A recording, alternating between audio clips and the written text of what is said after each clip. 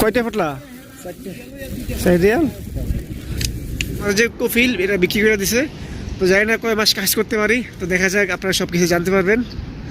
তো এই দেশে কিন্তু আমাদের বাংলাদেশের মতো আপনার জিলাপির ব্যবস্থা নাই, তাবারকের ব্যবস্থা নাই, কিন্তু এই দেশের মসজিদগুলোতে আপনার ফ্রেশ পানির ব্যবস্থা আছে, মানে যে যতক্ষণ খাইতে পারে, ঠিক আছে, একদম পিওর পানি।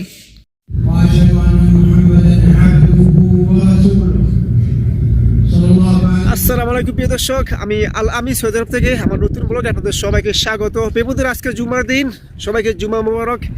তো আমি এখন যাবো মসজিদে নামাজ পড়ার জন্য, আর আমার এখান থেকে মসজিদ প্রায় 10 মিনিটের রাস্তা। তো নামাজ পড়ে আসার পথে মসজিদের সামনে আপনার অস্থায়ী বাজার বসে, ওখান থেকে কিছু কেনাকাটা করবো। আপনারা অবশ্যই একটা লাইক আর সাবস্ক্রাইব করে সঙ্গে থাকেন, আর দেখেন সৌদি আরবের জুমা মসজিদগুলো কেমন, সামনে কি কি বাজার বসে, কীরকম সব কিছু দেখাবো, অবশ্যই সঙ্গে থাকেন। তো প্রিয় দর্শক, আমি কিন্তু এই দোকানে কাজ করি। দোকানের নাম হলো মাতাম ফাহাত নূর।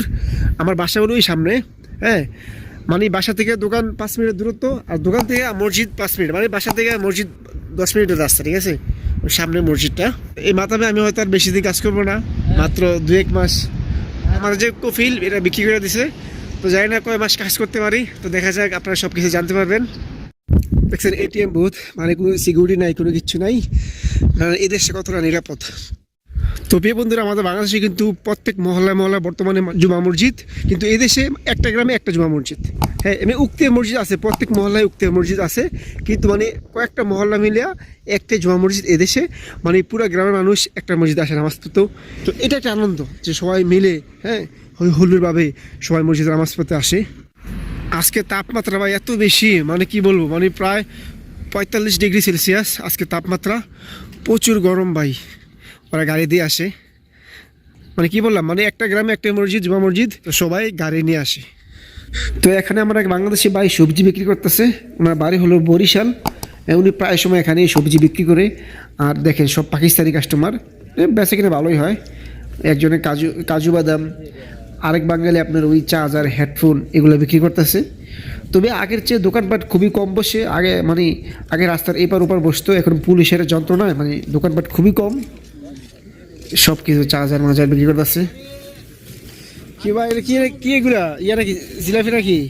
না, নিমকি। হ্যাঁ, কয়টা ফাটলা? 4 রিয়াল। তো এখানে আবার আরেক বাংলাদেশি আপনার জুতা, প্যান্ট, ট্রাউজার এগুলা বিক্রি করতেছে। হ্যাঁ, তবে এখন দোকানপাট খুবই কম পাই, আগে আরও বেশি দোকানপাট আপনার বসতো, এখন পুলিশে সব তুলাতে মানে বইতে দেয় না, বুঝছেন।